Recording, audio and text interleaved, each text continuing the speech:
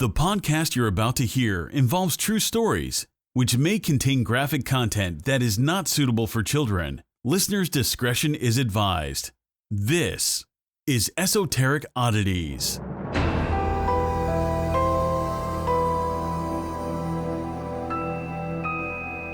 Hey guys! So, some very exciting news. We made it to 100 freaking episodes, y'all. We did a thing! Let's cheers our Diet Coke that we're drinking out of wine glasses because we don't have champagne.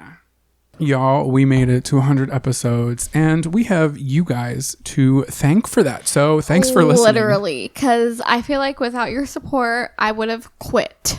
It's hard. Yeah, and nobody would be listening, so we'd literally be doing this for nothing. We'd literally have to do it. But like, it's not like I wanted to quit, but it's kind of difficult. It is. You know, you live your life, you do the podcast, you put hours into it, but your support makes it 100% worth it. Yeah, so thank you guys. If you would have told us 2 years ago when we were sitting on fucking buckets oh my god, basement. yes, and recording on a fucking filing cabinet, like not even a legit one, a fucking plastic one. Literally, like, why does it sound so dramatic? Like, it really sounds like we're making that up. Like, we started from the bottom, but literally, we're sitting on fucking buckets. Like, what were we sitting on? Buckets. And then, yeah. Mm-hmm. We could have sat at a table, but we chose not to. Why? I don't know. If y'all want to go back and re-listen to episodes 1 through 10, they were unedited and they were raw and uncut. So, like, if you want to relive that mess of a mess, be my guest. Wow. I'm fucking Cat in the Hat. Is it the Cat in the Hat? 1, 2, 3, you see? But, y'all, we kind of have something important to tell you, and that's the fact that we have merch. Yes, you heard it right. We have merchandise. Yes. You can head over to esotericoddities.com. Yes, that's right. We also have a website. And it only took us 100 It only took us 2 years, 100 episodes. But you know what? We're here. And that's all that matters. And I just want you guys to know that your progress is all that matters. It's not how long it took you to get there. It's not what you didn't do. It's not any of that. It's that you're here. True. And you're still working at it. Okay. And that's my insight. There we go. And we've got 2 rad designs. One of them is a spirit board that says, "Tell your ugly friends." You can get it in classic tees. We have slim fit tees. We have tote bags. We have hoodies and all that stuff. And we have a second design that features the all-seeing Illuminati eye on the back. Spooky. And on the front it says, "If the Illuminati is hiring, let me know." And that you can also get in classic tee, slim fit tee, hoodie, whatever. Tote bag. We are really excited. Yeah. Go on over to esotericoddities.com, and there's a little button at the top that says shop. And then you can shop till you drop. And please drop. We need money. It's a great way to support the show, so we really appreciate it. Also, Patreon knew about this first, so thank y'all, Patreon, for keeping it a secret. Jinx. Right. You owe me a Diet Coke. Oh, so funny. Should we cheers again? Yeah, let's do it. Let's do it. Love that. So, let me tell you, I need a sip of this before I get into what I'm about to tell you. Sober drink. I need a little something to take the edge off. It's literally Diet Coke. So, okay. What had happened was... Take me there. Well, I had texted you.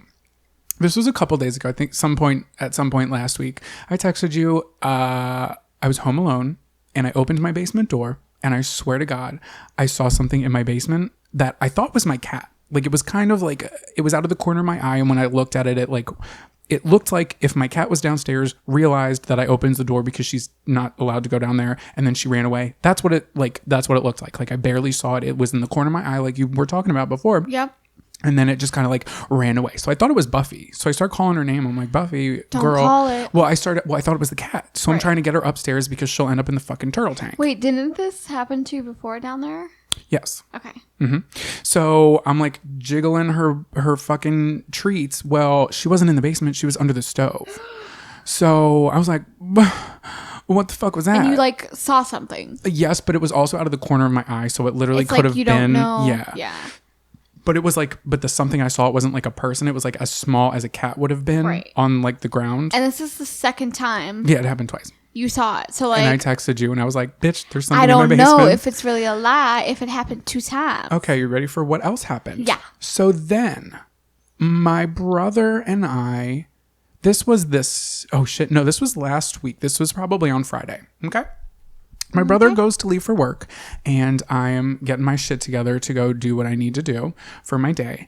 And he opens the door and he's like, huh? And I was like, oh, what? And he's like, how weird is this? Come look at this. And I was like, I don't like the fact that you're saying that. What the fuck?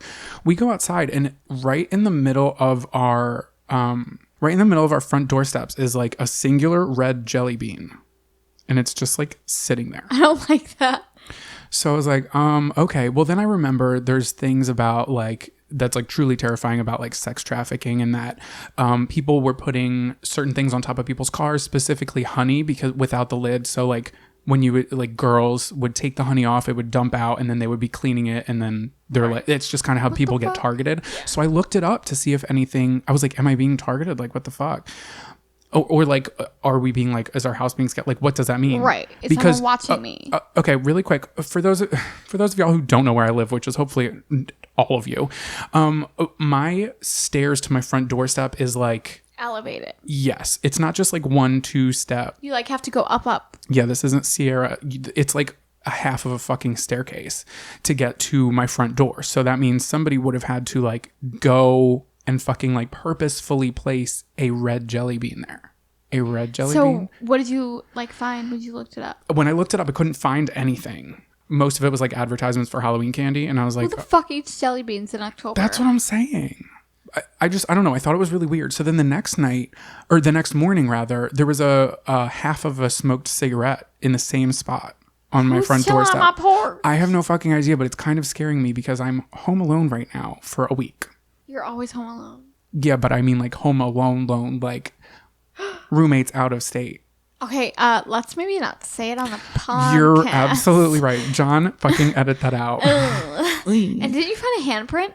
Oh, I'll get there. So, hi guys. I have a YouTube channel. If you didn't know, I'm a YouTuber. But I was doing some drunk crafting, as you do. And one of the crafts I was doing is like October themed, very on brand of our merch, actually. And I think the video is coming out the day after this comes out. So you can go watch it for the weird proof that is in the weird pudding. You're not wrong. So I'm, drinking, do my thing. I make the Ouija board out of cardboard. I make it pretty. I bedazzle it. What the fuck ever. So then I'm like, oh, I should test it out. Also, just gonna let you know I was home alone when this happened.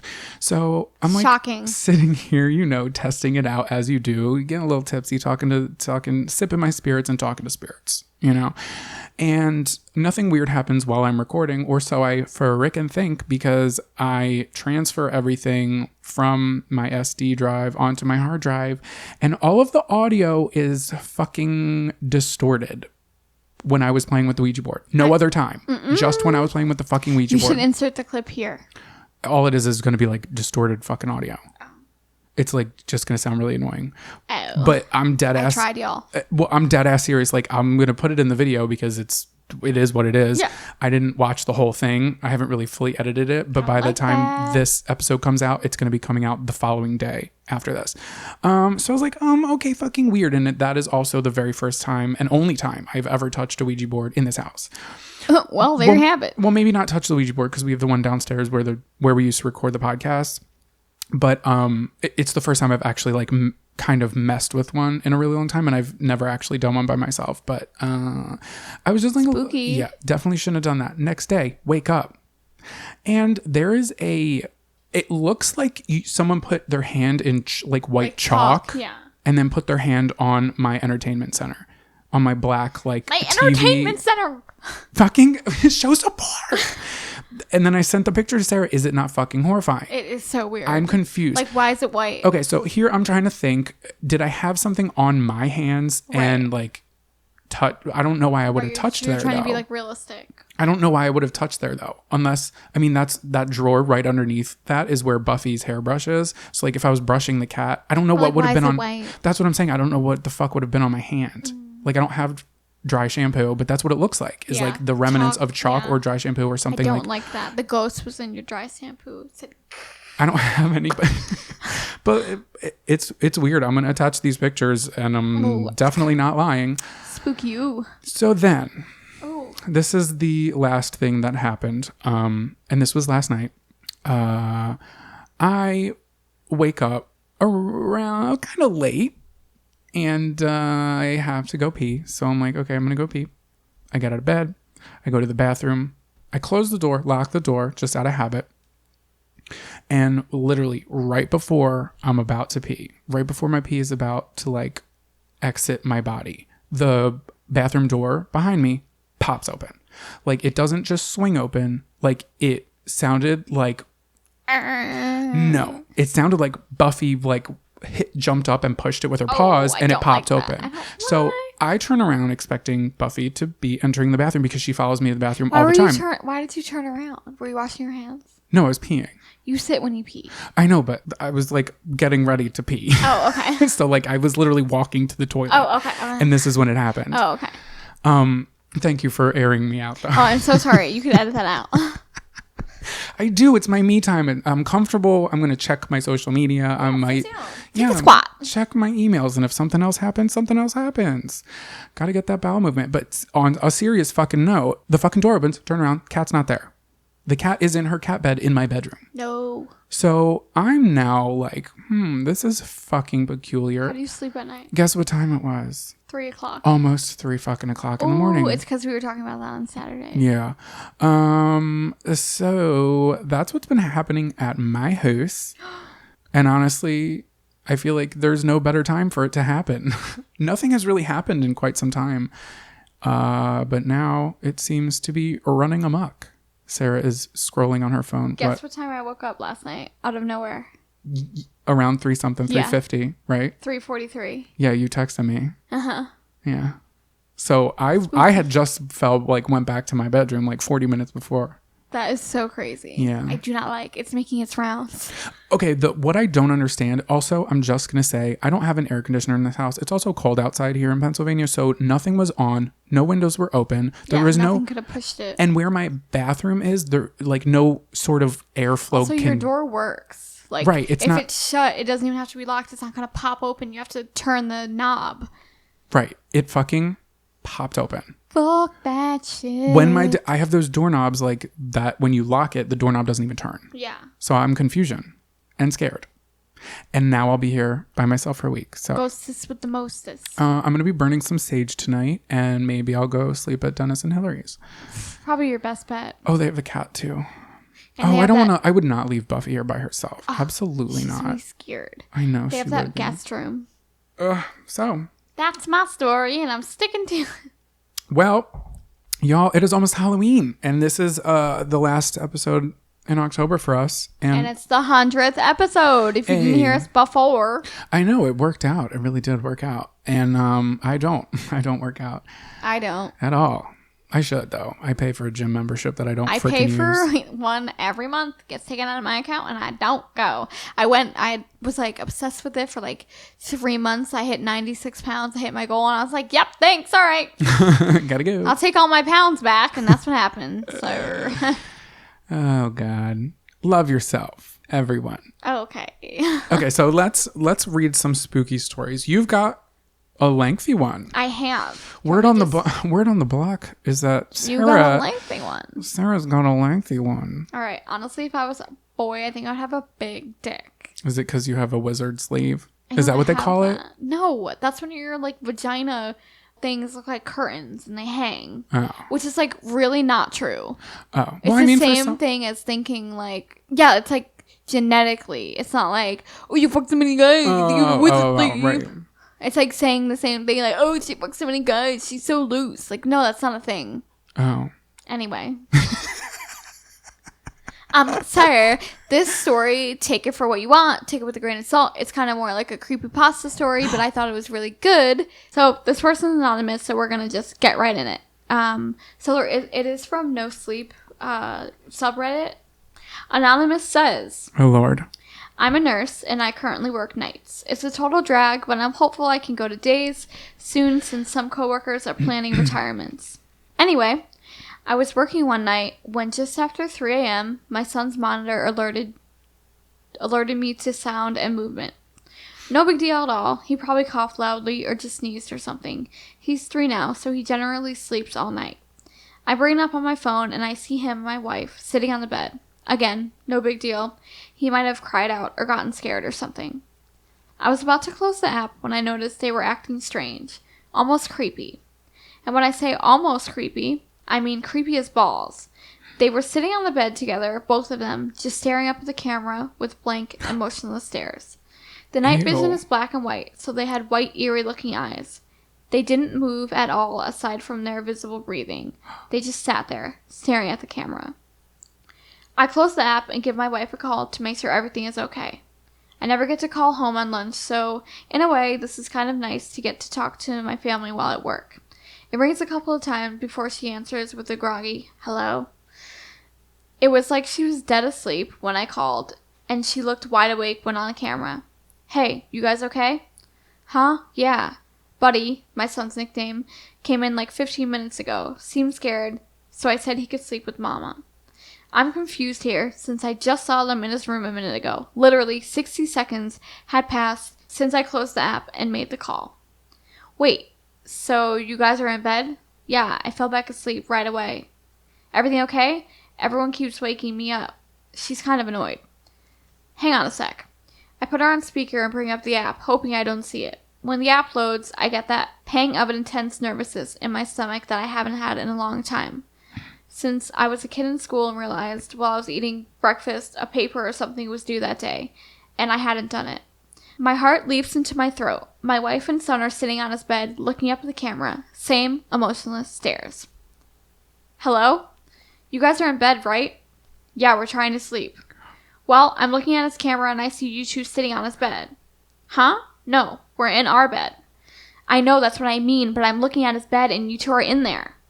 Hang on, she says. Ew, I have like chills. Okay. She's quiet for a sec while she brings up the camera on her phone.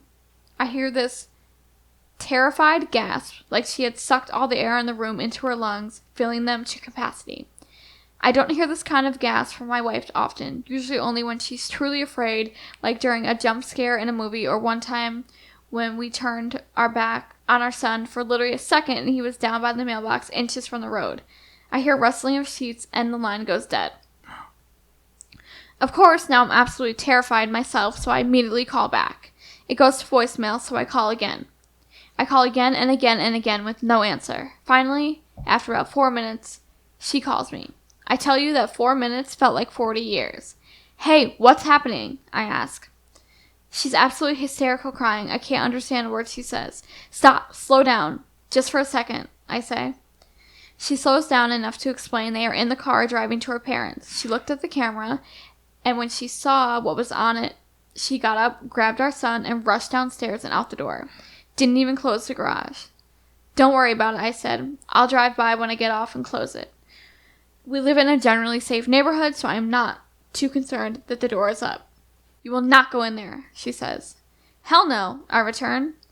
Why are we on camera, she asks. Is it recording?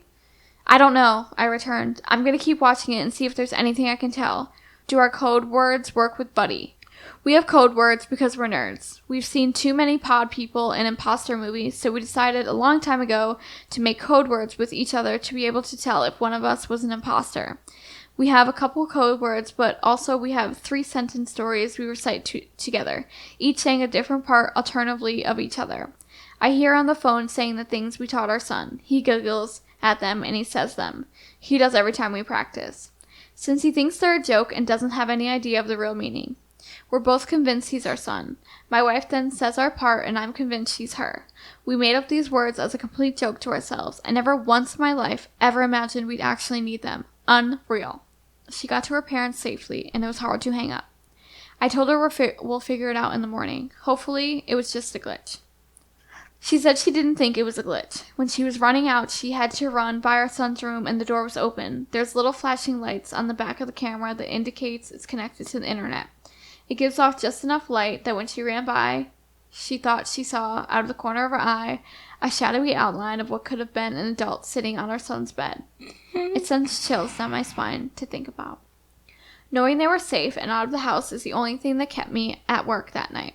It was a long 4 hours, but I kept checking the camera every chance I got. Sure enough, they were still standing on the bed, staring up at the camera with that same emotionless gaze.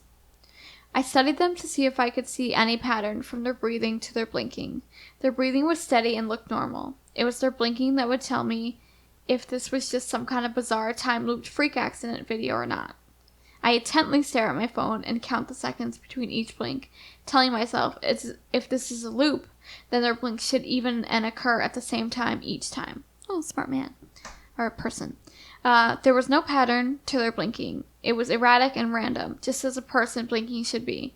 The passing hours are what finally sealed the deal that this was not a weird looped video of some kind. My son's window is visible on camera, and I can see on camera it is getting lighter outside in his room. His curtains keep out just enough light to prevent the camera from exiting night vision, but lets in just enough to be able to tell the sun is rising. I tried to figure out what the hell I'm going to do before I leave work. Calling the police comes to mind, but I talk myself out of it. First of all, what am I supposed to say? Someone is in my house that looks like my wife, but isn't?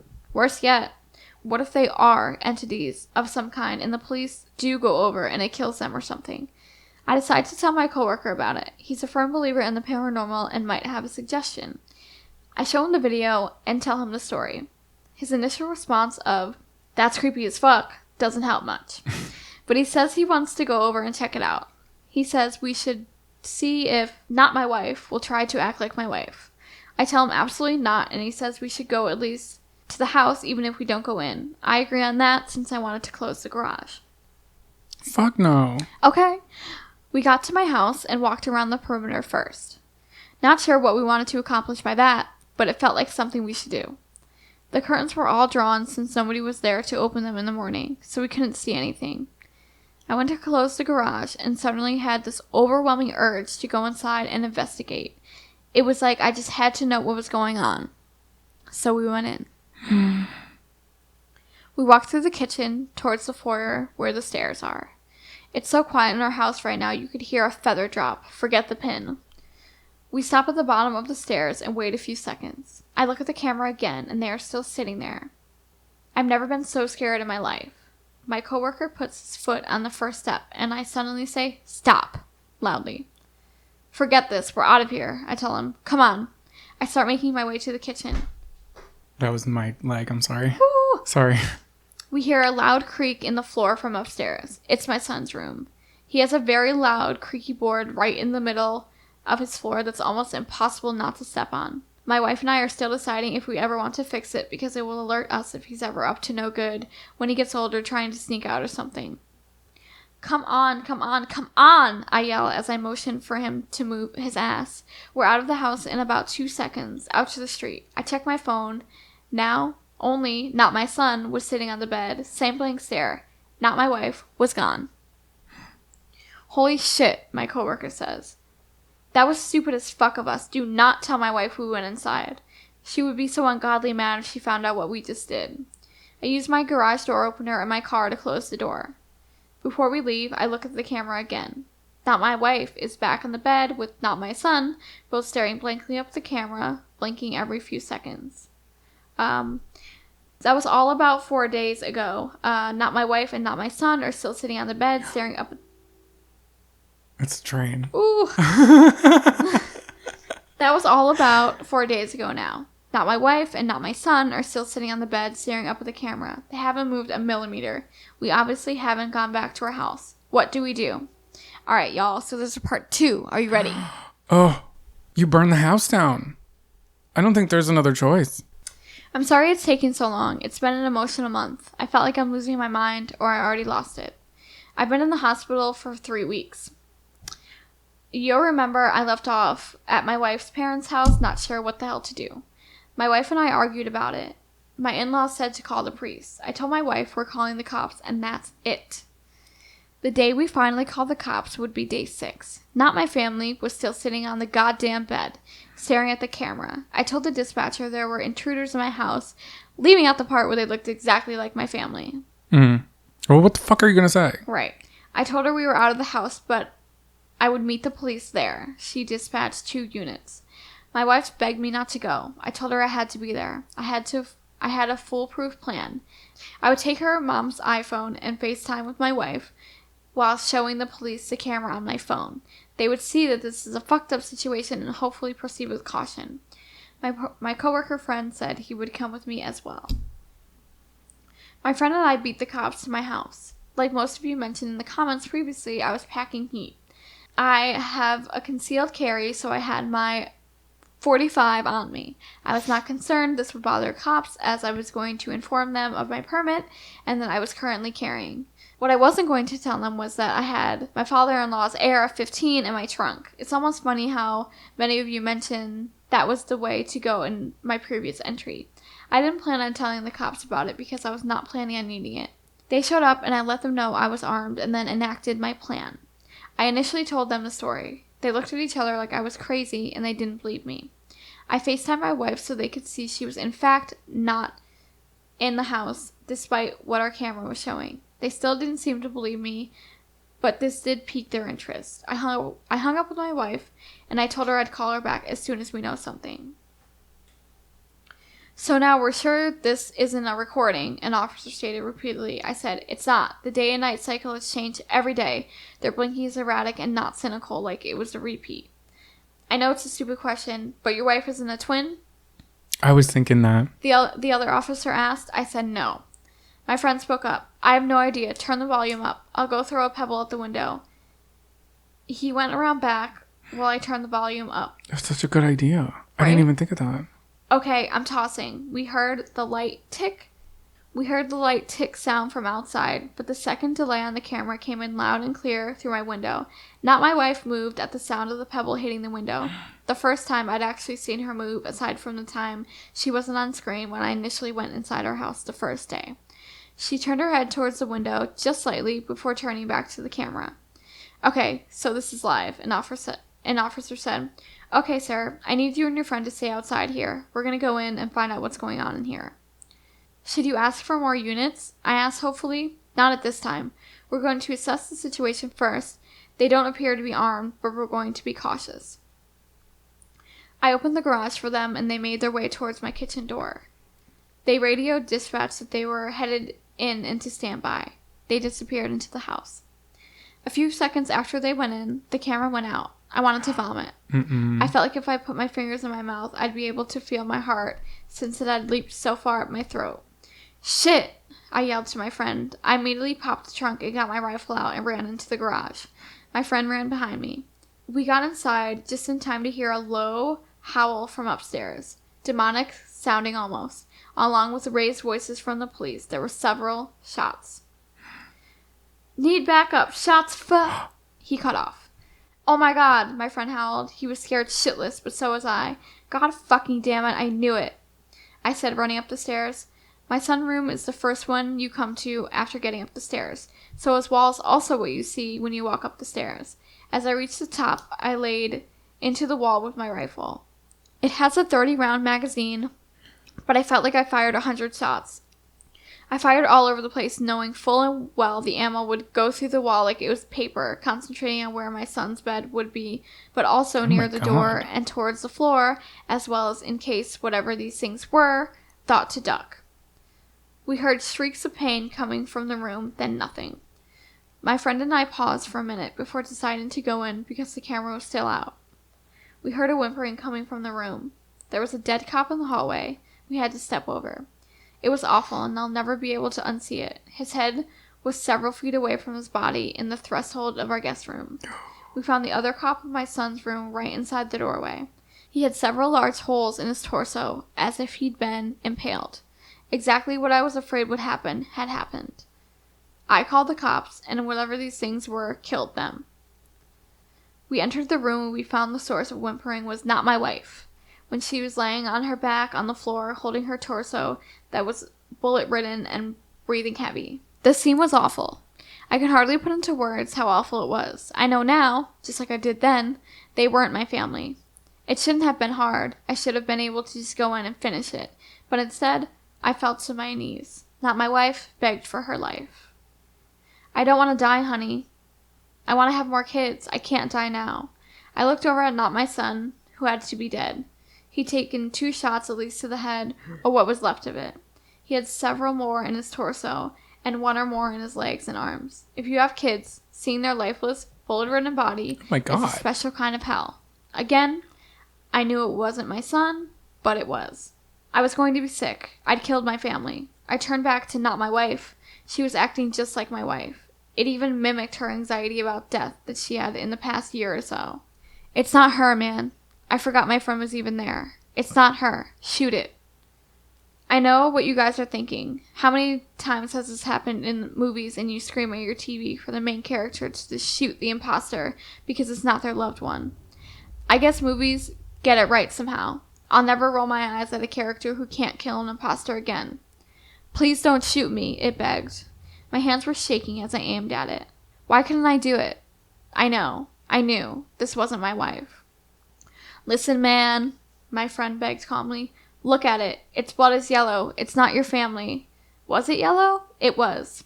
Seeing my family slain was traumatic. I hadn't even noticed their blood wasn't red. I steadied my aim, and not my wife suddenly stopped begging. She began that terrifying shriek, and something black or gray started to protrude from her mouth, like a tentacle or something, and I fired. At that range, her head more or less exploded. Whatever these things were, they appeared to be mortal. I was still on my knees, and my friend was out in the hallway, just outside the door. We heard the sounds of approaching police sirens. I'd forgotten one of the cops had gotten a shots fired call over the radio before killing it. It seemed like it had been hours, but only had been 5 minutes since the police had gone in. My friend went downstairs to let the police know what to expect. I stood up and slowly made my way into the hallway. I was lightheaded and it felt like I was going to be sick. My bedroom is adjacent to my son's, so the doorway is about a foot to the right of my son's doorway. My door was closed, but as I exited my son's room, my door was open. Not me walked into the hallway, wearing exactly the same thing I was wearing at the time. I was shocked in place. I couldn't move, but it did. It walked towards me, and its right arm turned black and morphed into what appeared to be a tentacle.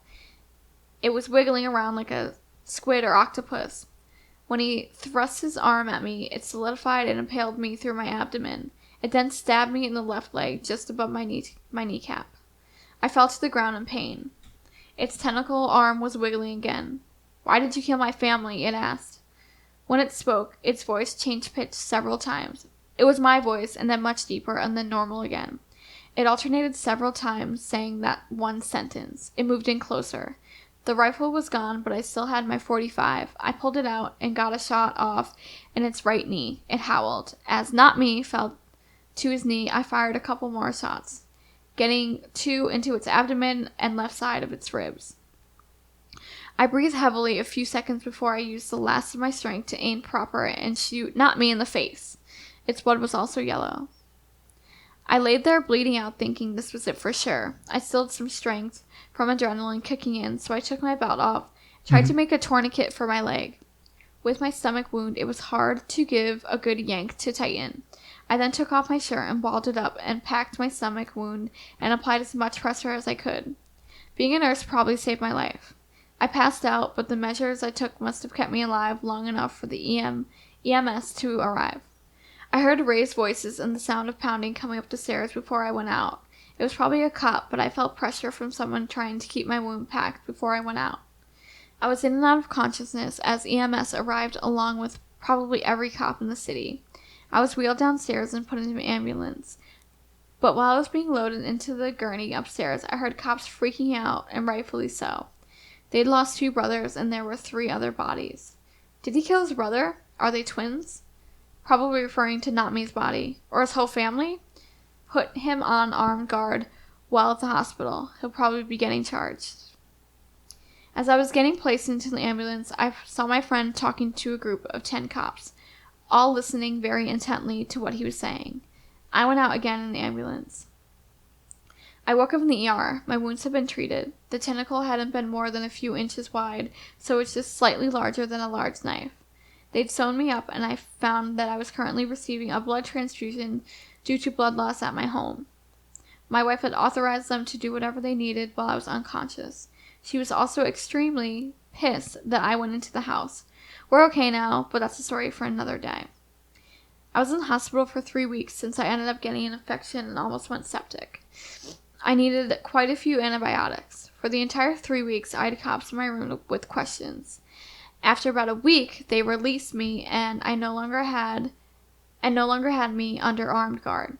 I told them absolutely everything, not caring if it made sense or not, and thank God my friend had come with me since he was able to corroborate this weird story. Midway through my hospital stay, men with suits came in to pay me a visit. They were government. I knew right away. They said they were the FBI, but I don't know if I believe that. They wanted to talk about not my family. The police chief and the coroner were involved, and that was very hush-hush. They made it clear that this was not getting out to the public. This is where I have to apologize for probably an anticlimactic ending for this ordeal. I don't know what not me and not my family were. Neither do they. The only thing we know is that they were sentient creatures that looked like us and had yellow blood. I begged the coroner to tell me about their autopsies, but he said he wasn't allowed to say. He must have felt bad for me since I received a bouquet of flowers a couple days later.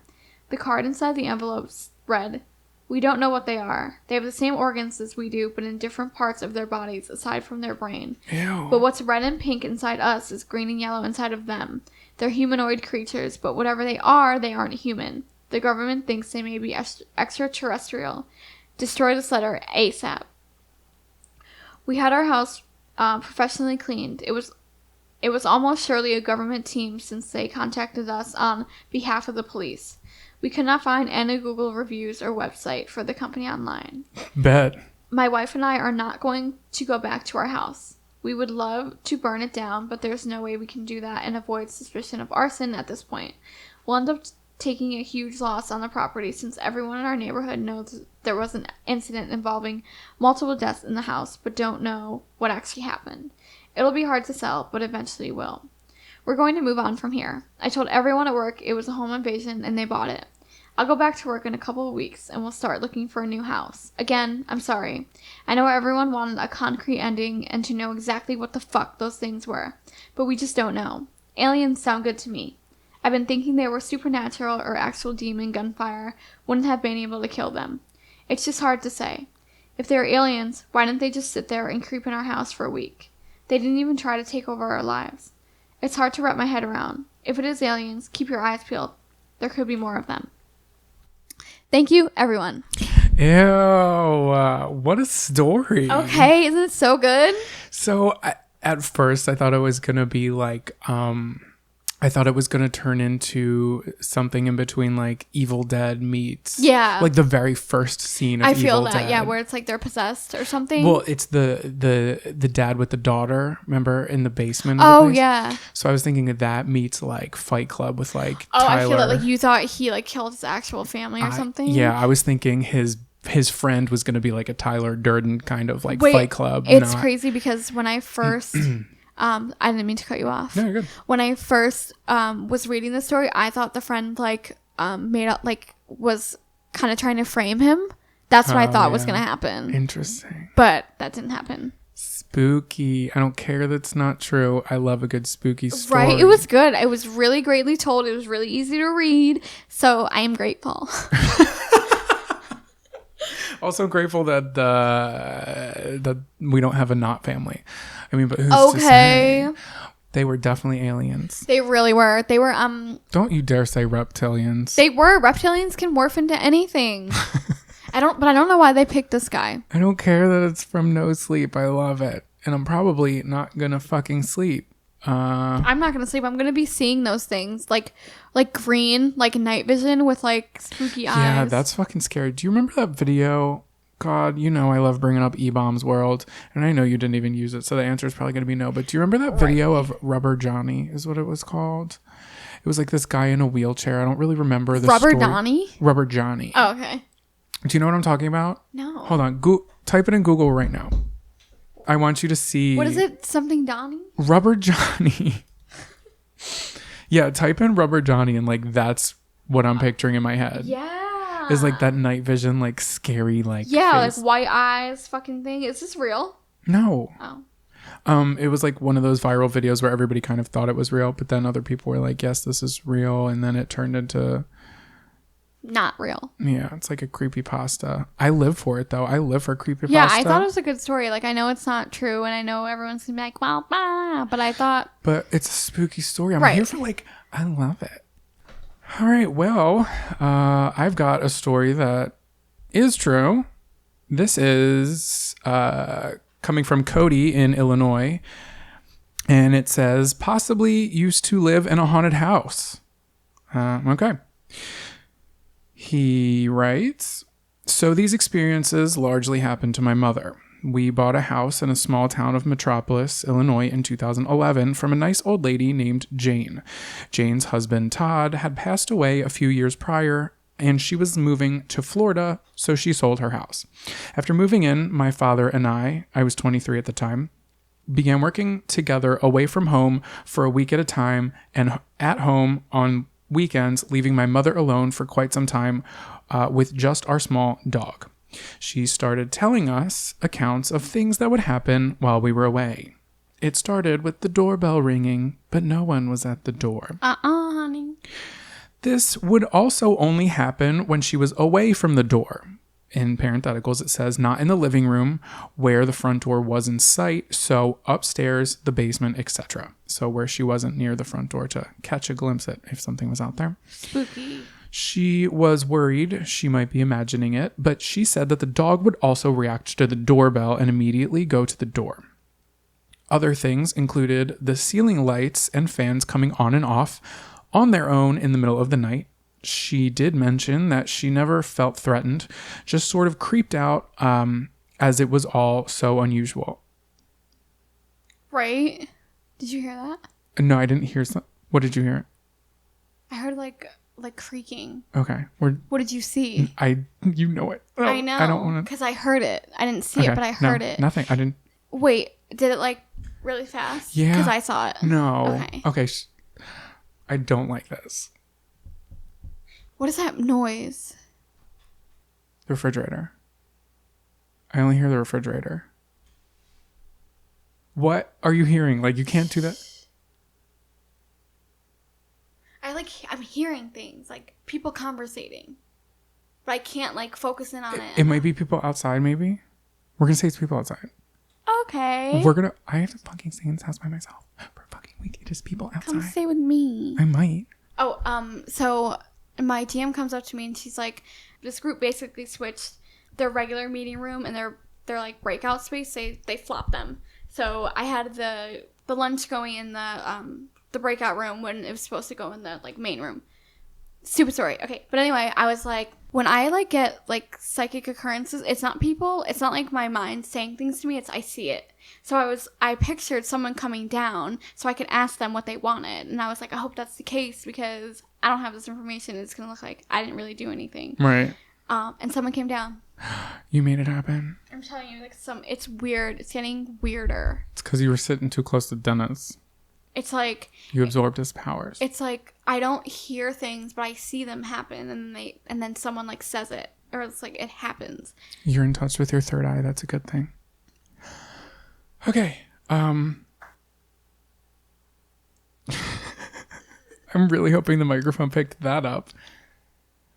It's fine. That's the refrigerator probably making noise. It's probably the ice maker. I don't have an ice maker. We're just psyching ourselves out. Let's get back to this story. Knock that off. You know that's right in my ear. Okay. My experience was a little less dramatic. On the day I was moving out, I returned to my mom to gather more boxes to find that my door had been shut and locked from the inside. Also, girlfriend, now wife, had stayed one night while my folks were out of town, and while we were sleeping in my bed, she told me she was awoken in the night to the sound at the front door, the sound of the front door opening and footsteps on the... Why did I think this was a good idea to fucking read this? This is such a fucking bad idea. Okay. I feel that in my life. In me hot. I'm just going to pretend this is a creepypasta and that it's not true. Everybody keep your fucking creepy stories to yourself. Okay. But no one else was in the house. Just a few interesting details now. The first being that apparently the neighborhood's opinion was that Jane had poisoned her husband while he was already ill, and that resulted in his death. On learning this, my mother said if activity would start while we were away, she could say things like, "Todd, please stop. That's enough for the night," and the activity would cease for a few days. The house itself was so strange in that it had multiple little, what we like to call, hidey holes. Stop! What the fuck? Hidey hole. It had numerous little closets or storage spaces that were basically doors that looked like a wall, but they were only about 4 feet high. The space, bruh. Okay. Honestly, what's really good? Because I'm sick of you making all these noises. I'm sick of you carrying on like you do. Okay, back to the story. I'm really hoping that this microphone picks that shit up. I have to poop. Okay, so these doors, they were 4 feet high, and the spaces were anywhere from a small closet to a small room. Lastly, the only thing that grew in the garden was sage when we arrived. But that's all. We moved out around 2013, and that was the end of any activity. Hey, Cody, I'm going to head on over and pick some sage from your fucking garden so I can sage my house. Cheese and rice. Okay, let's do a bit of like a lighter one, shall we? So this one, let me see if I can find it. Okay, this comes from somebody who wants to remain anonymous from Kentucky. Pretty sure a ghost stole my wallet. Okay, so. Love that. I'm beginning to suspect that perhaps the ghost that has been rumored to live in my building's floor has finally come around and taken me as their next victim. I know this probably sounds like the ramblings of a wild woman with a memory issue, but I know for a certified fact that my wallet is in my room. And because I live alone and I always lock my door, I feel at a loss.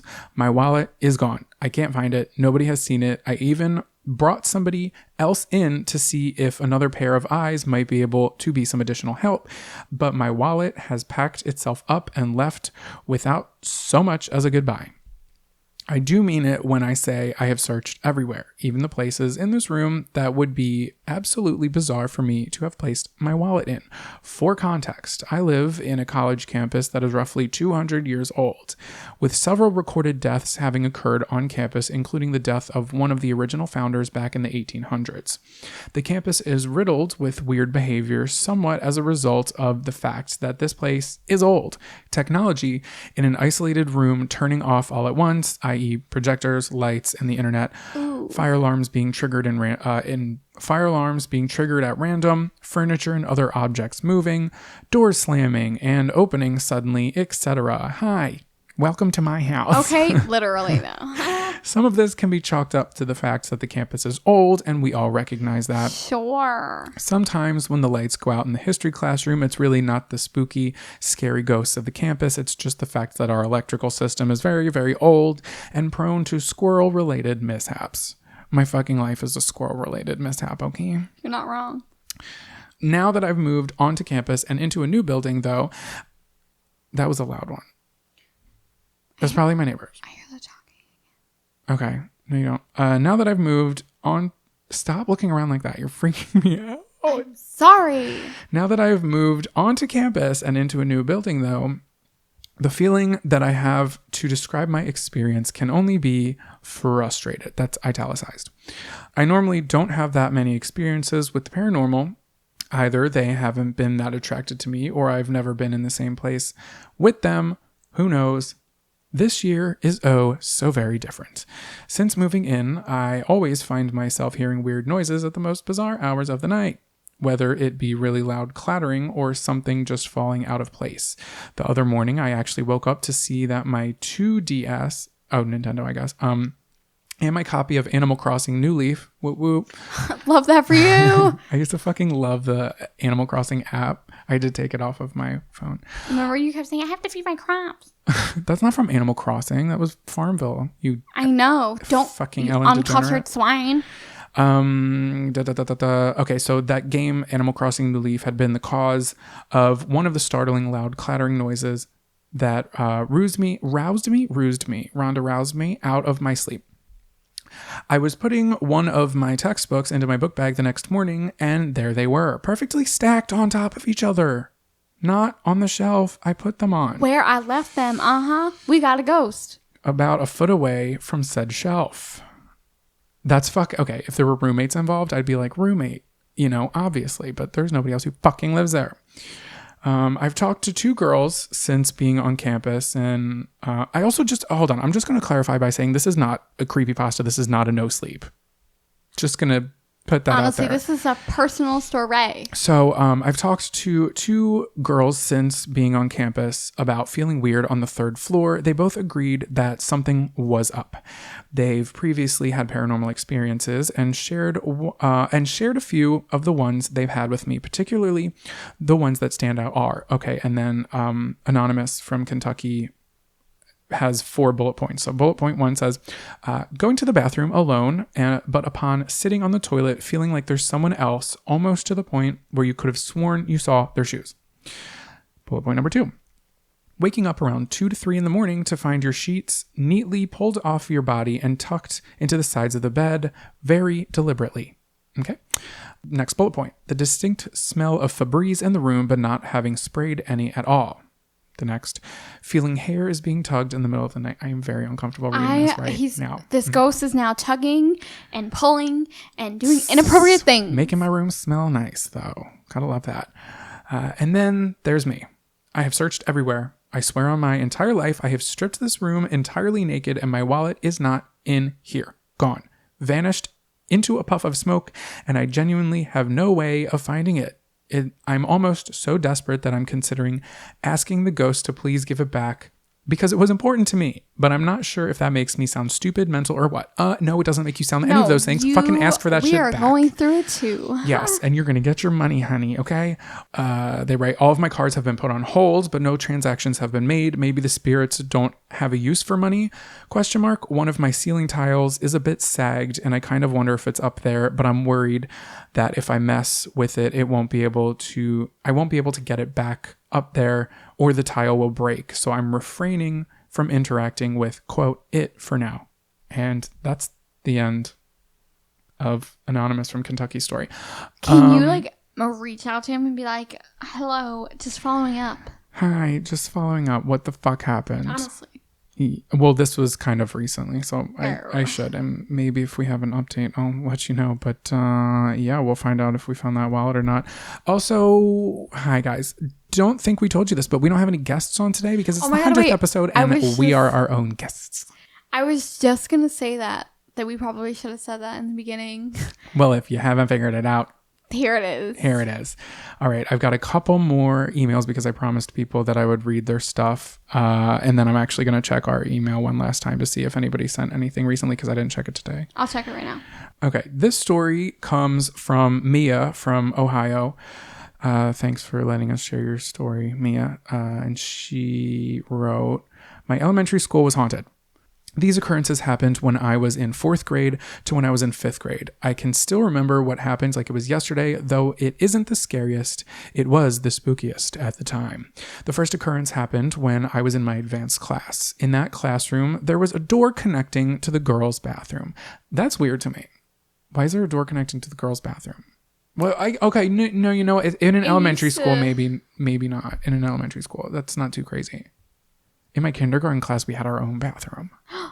And the toilet was really tiny. I love that. Okay, so there's a door that's connecting to the girls' bathroom. That door was always locked. There was another door in the hallway that took you into the bathroom, which that door was extremely loud. You could hear it open and shut from inside the room.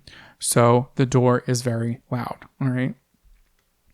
So we're all on the iPads in class. Oh my gosh, what a youngster talking about being on an iPad in elementary school. Look at that. So we were all on iPads in the class when suddenly the locked door swings open. No one was in there, not a single person. The sink turned on and the paper towel dispenser was going off. Neither of those are motion censored. Bruh. Excuse me, bitch. I'm not calling you a bitch, Mia. I'm sorry. Yeah. No, not you. I am calling you a bitch, Sarah. Oh. But I'm talking about Mia, who wrote this. You have to turn the knobs for the water, and you have to crank for the paper towels to dispense. So it's so like, it's probably like old. mechanical, It's like, yeah, it's not. Yeah. Again, no one was in the bathroom, or somebody would have heard a person enter the stall As suddenly as it started, it stopped. The sink shut off. The paper towels stopped dispensing. My class freaked out. My teacher as well. The door was locked, so it was a mystery to how it opened. The teacher shut the door and locked it again, and that was that. If I was that teacher, I'd be like, "Oh, I'm sorry, I gotta get out. Here. Class dismissed for the rest of the year." That's probably. Bye. I probably wouldn't do that. I'd probably be like, "Nothing to see here, kids." Like start juggling, and I'd be like, "Look over here. Don't mind the ghost that's here. Just ignore it." You're not wrong. Why did I play with the Ouija board? Because you're dumb. No, just kidding. I have to pee. Oh my God. What is that? What is that? What the fuck is this? What is that? I don't know. Okay. Hi, guys. Sarah just went to go to the bathroom and what is this? Fuck no. Shut the fuck up. I'm not going to the bathroom. Oh. That's not okay. It just popped open. Did you see it? Do we stop recording? What do we do? That was my chair. No, it wasn't. It was a bang. No, that was my chair or maybe somebody outside. We're literally just psyching ourselves out because we're talking about this, but I also did just do the Ouija board in here and weird things have been happening. Do you want me to go in the bathroom with you? Yeah. Okay. I'm alone most of the time too. Are you forgetting? All right, guys, we're going to go pee together. Hold, please. Super spooky episode we got going on here. What the fuck? All the bangs and books. Shall we continue Mia's story? Yeah. A few days after the incident, I had to go to the bathroom in class. My teacher let me go, so I went to the nearest bathroom, which happened to be the one that attached to the classroom. No. You go to the other wing, Mia. Okay, I'm sorry. You don't go back in that bathroom No. with the non-automatic slash. I remember in high school, there was one bathroom, like most of the bathrooms were redone, but there was one bathroom that was on, or maybe this was middle school. It was middle school. There was one, because our middle school was, I think, 4 floors. Mm-hmm. There was one bathroom, like one boy's bathroom, one girl's bathroom that was in the basement. That was it like individual or like a? No, it was like it was like a normal, like okay. Not just a onesie bathroom, but it was the only bathroom in the building that hadn't been redone since the fucking school was open. So it was like all like 1950s fucking gross. Like right. The towel was one of the ones that you had to like pull, and it just like recycled itself. Yeah, like from fucking Harriet the Spy. Yep. Hate that shit. And I would avoid using that. I would literally take a flight of fucking stairs up to the next floor so I didn't have to use that bathroom because fuck that shit, I'm out. So Mia, you have no excuse. You should not have used that bathroom. The bathrooms at work, the sinks turn on by themselves. Are they like motion censored? Yeah. Okay. Well, could be something technical. Could be a spooky poop ghost. Okay. Okay, so she goes into this bathroom. This is what, and I'm sorry, Mia, I'm totally kidding. I'm not cutting you up. I love you, girl. Thanks for letting me share your story. It's just like a lot is happening right now. It's a lot is happening, and this is my defenses. As I'm using the bathroom, I hear my name being whispered. It seems to echo around the room. I was terrified as no one else was in the bathroom with me. Then I heard the dreaded sound of the sink turn on and the paper towels being dispensed like the day before. Then it stopped. No, thank you. Where did you say this person was from? Mia is from Ohio. Did you see that thing where it said like it was a picture of the map? Sorry, I'm getting off topic. That's okay. Please fucking do. It was a picture of a map, and this isn't really like that great. And it had each state and every number of murders that happened in that state. And Ohio was the highest of all of them. Ohio. Sorry, Ohio. Jeez. I rushed out of the bathroom and went back to the bathroom, refusing to use that bathroom. Abso-freaking-lutely. Time skipped to 5th grade. I was talking with some boys about my experience in the girls' bathroom, and they were shocked. Out of context, that sentence sounds like something different. Anyway, they told me that something had happened to them in the boys' bathroom. They both had went at the same time. There are only 2 stalls in every bathroom, so both had to get a stall. When they finished their business, they exited the stall to see soap on the mirror in the shape of handprints. Excuse me, bitch, no thank you. Right? Along with that were some random splatters of it on the mirror as well. The soap was still fresh and it wasn't on the mirror when they had entered. I told my friend about what had happened in class and she told me about her very small experiences. Like I said before, doors are very loud and very heavy. Oh, I'm sorry. The doors are very loud and very heavy. They were very hard to open and close. Multiple times when she was in the library, the door would shut and then open, or vice versa, very loudly when nobody was near the door. Time skip to now. I was telling my friend about these experiences because we were talking about ghosts and such. He told me many other people had experiences with this ghost. Somehow he figured that one of the founders of that school died on the property. I heard from a heart attack. I don't think anyone knows for sure. I guess she haunts the building until it was knocked down a few years ago. A new school was built in its place. Who knows what happened to the ghost of my old elementary school? I believe she could still be out there somewhere. Ooh, spooky. Also, how fucking tragic if you're like a founder of the school, you die in the school of a heart attack and you fucking haunt the bathrooms. Right? Like, that must be like the shittiest, literally, place to haunt. Right? It'd be like, oh. And looks just like little kid shits. Ew. They don't have like any type of dietary restrictions. Right. So they're eating everything. Everything. Fruit by the foot. Okay. Fruit by the inch. Fruit by the yard. Lunch. School lunch. How about some sloppy joes? No, thank you. Sloppy joes for you. Okay. Thanks for letting us share your story, Mia. Thank you so much. Let me see how we're doing on time. Okay. I've got... I think I have 2 more, and then I think we're caught up. Did you check our email? Are we up to date? I don't think there's anything. Perfect. So I think I've got 2 more, and then I have I've read everything I told everybody I would read. Yeah, that's right. Okay. So let's go for a lighthearted one. Do ghosts like butts? Yes, everyone likes butts. This is coming from Violet from California. I love that her name's Violet. That was my phone. I don't think I've ever met a Violet. You're turning violet, Violet. I knew you were going to fucking say that first off. Second off, she wasn't turning violet. She was turning blue. Okay, so this is uncensored. Let's just jump into it. Violet wrote, do ghosts like butts? Can ghosts be horny or like kinky? I mean, I don't know, but this is what happened to me earlier today, and I'm a bit spooked. It's kind of another warm day, and after a long drive, I got to my boyfriend's house, finally. He told me he wouldn't be home for another few hours, so I decided to take a nap in his room upstairs. Keep in mind, no one else is home. His parents are on vacation, and my boyfriend is at work. I go inside the room, lock the door, take off my pants, and just plop right into bed. I put on some lo-fi music, turn on the ceiling fan, and just sleep face down with one leg over a pillow because that's just my preferred position to sleep. Honestly, same. Okay. I'm drifting into sleep and everything's fading out. It doesn't feel long into my nap, but I feel like, feels like a hand is on my butt. So I'm obviously like, what if it's my boyfriend? I look around, the door's locked, nothing has moved, but I get a strange, eerie feeling like someone or something else is here.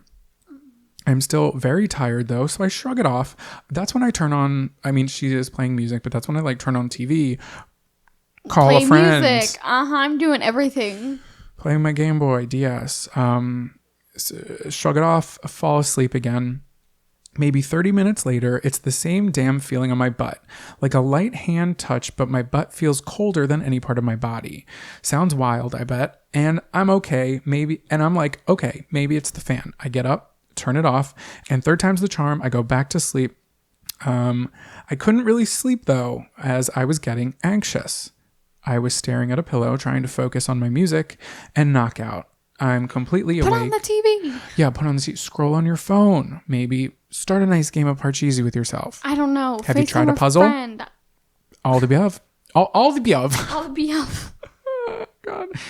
I'm completely awake, and there's that feeling of the hand on me, and it feels a little stronger now, as if it's applying pressure to my ass. I look behind me, scared, and it looks like a certain section of my room is blurry. And I hear a creak towards the same corner of the room. I'm done. I'm out in a frenzy. I put on some shorts and I go downstairs, sit my ass on the couch, start playing some games. Preach. Me. Anxiously waiting for my boyfriend to get home or even his parents. Later in the evening at dinner, I tell my boyfriend and his parents about my incident and they're laughing at me. Oh no. Wow. Okay. I mean, if they're close, I I would have told my ex's family that too. But then his mom said that the house is apparently haunted by something because there's always there's always strange things happening. Open cabinets, things disappearing and reappearing. We know that's a clear indication of ghosts. Cold chills here and there. And I'm like, sheesh, spooky. Me. I love her like language in this. Wait, funny. That's literally me. Yep. My boyfriend mentions his shoulder getting a cold touch before. My boyfriend mentions his shoulder getting a cold touch before, and I'm like, no one bothered to tell me this stuff, and now I'm convinced a ghost has touched my butt. Sounds dumb, but no, I think a ghost totally touched my butt. And then she writes, P.S. Maybe I should have slept upwards or in a different position, but I tend to get sleep paralysis in another position. Oh. So I always sleep on my stomach instead. We believe you. We believe you. I do believe you, but maybe ghosts do get horny. Who knows? You never know. I watched a show called Haunted, and it said that the ghost touched her. So it's true. Yeah. It was on a TV show, so it must be true. So it's true. You think a ghost touched you? No. No, I'm saying, I was quoting Mean Girls, but I was trying to make it spooky. I've never been touched by a ghost. Oh. Okay, and this is the last one I've got for you. This person wants to remain anonymous, but they're calling from London. London calling.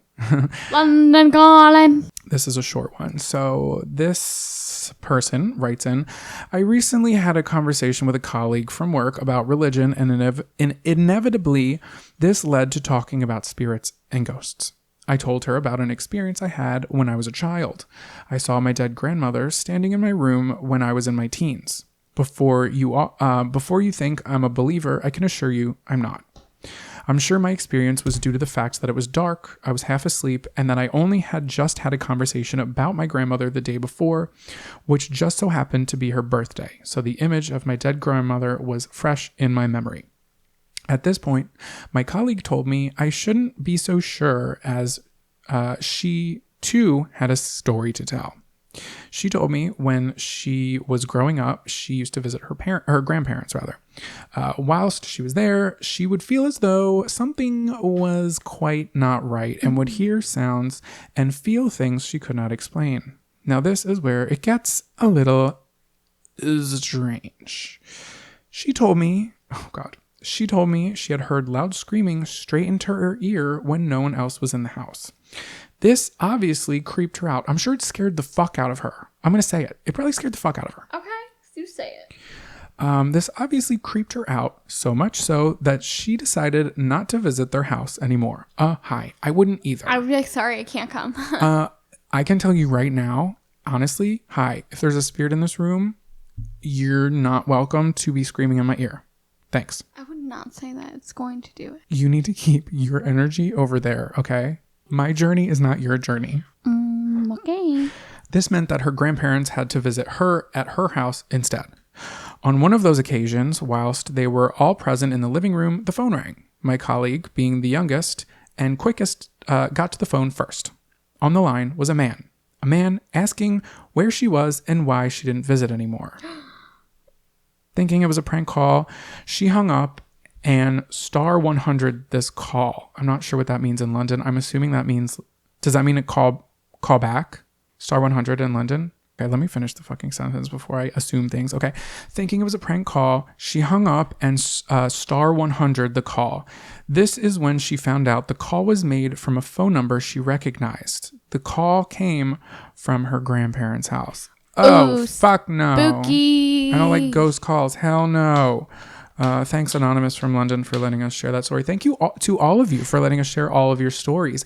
I think we covered the ones I promised. If not, let us know. We'll cover them.